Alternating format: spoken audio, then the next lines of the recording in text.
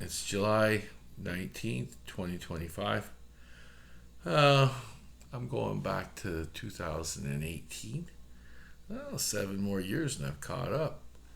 But anyway, so at this particular time, I'm doing something that perhaps I'm not so fond of and I like so much. The girls have, let's say, customers, and some of them want some privacy with them instead of a bar or, a massage parlor, something more just one on one in a private area. A lot of times the girls will pick a hotel, and they prefer me to take them there and to make sure that they're safe. I really don't have to meet the person that they're meeting, but through the young lady, I can tell if they're going to be safe and everything is going to be okay. And I usually wait for them. It's usually a half hour to 45 minutes. Now, I don't like doing this because it's more difficult for me to see something that's going to happen to someone if I'm not in close proximity.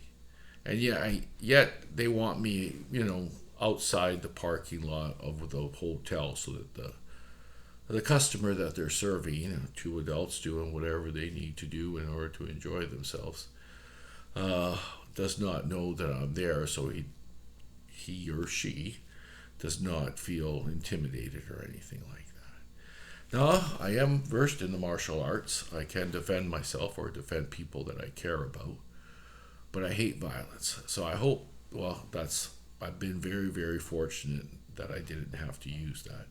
And even if I did, I wouldn't tell you about it because I'm keeping violence and all that stuff out of these videos. So, anyway, one of these situations, the girl is like, if I'm not out in 45 minutes, you just come and knock on the door. And she didn't tell me what to say at the door, but one time I had to knock at the door. And I just said, it's your driver. You've asked me to come at this time. I am outside waiting. And then when she got out, she said that was perfect. That was really good. She thanked me. A lot of times I've never had to go to the door because I hate going to the door too.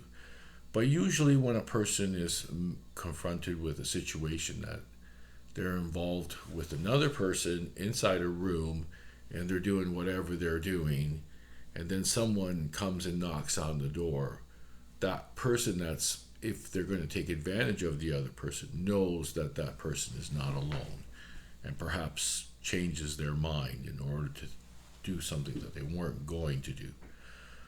Like, this is a lot of ifs and buts there, but that's about the gist of it.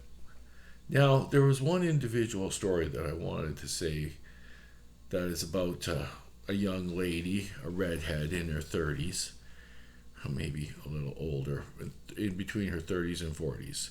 She can't dance anymore because, her body's getting not right for that, and she has 4 kids, and the massage industry is also not good for her because, again, having all those children, she can't commit the time either. So she gets me to drive her to people, and I don't mind. She's a really nice lady. And there was this one incident where I drove her, and it was a house, and it was a nice house. It's in a rich area of town. I can't say where exactly because it's just not right. But anyway, she goes, "I'm going to be an hour. This is an hour appointment at this house." And so I said, "Okay, no problem. I'm not going to go anywhere. I'll drop you off, and then I'll park not too far away on the road, maybe not even 10, 20 yards away from the house, because I also want to stay close to where she's at in case I can sense something that's going to go wrong." And she said the same routine. If I'm not out within the hour, well, give it an hour and 15 minutes, because sometimes there's a 15-minute grace period. So I said, "Okay, if you're not out within the hour, I will knock on the door of the house." So I went to park not too far away from the house, maybe not even the driveway. I could see the driveway, I could see the house. I was just parked a little, further, not very far. You could even hear the dogs barking outside and stuff like that. And it was daytime. Oh, well, 4 o'clock, something like that. Yeah. So anyway, I'm waiting. Maybe a half hour goes by. Then all of a sudden I start hearing screaming. 45 minutes, half hour, 45 minutes. I start hearing screaming. I'm thinking, how come I didn't sense this? This is ridiculous. I work for God. He tells me where to go, tells me what to do. How come he didn't tell me that something bad was happening? So I said, okay. I get something out of my trunk in case I need to defend myself or something like that.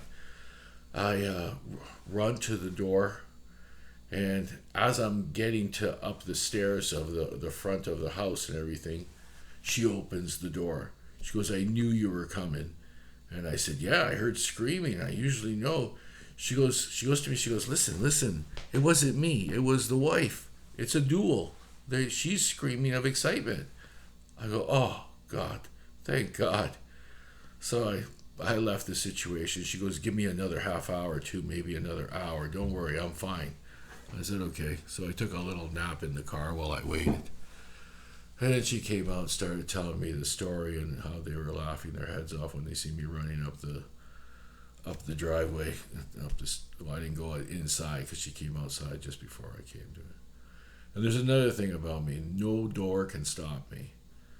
It'll just open automatically or something like that. I don't know. It's something I haven't figured out myself. I just get to the door and either it's open or it opens.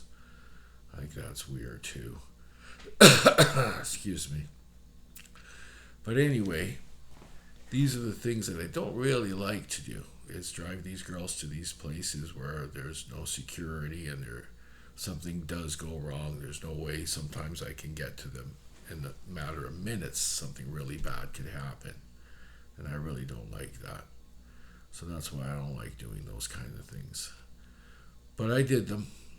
And everybody, miraculously, nobody got hurt. Everybody was safe and everybody enjoyed themselves. So that's Birdy's story for today. Believe it or not, they're all true. Yeah. That's about it. I'll talk to you later. Bye-bye.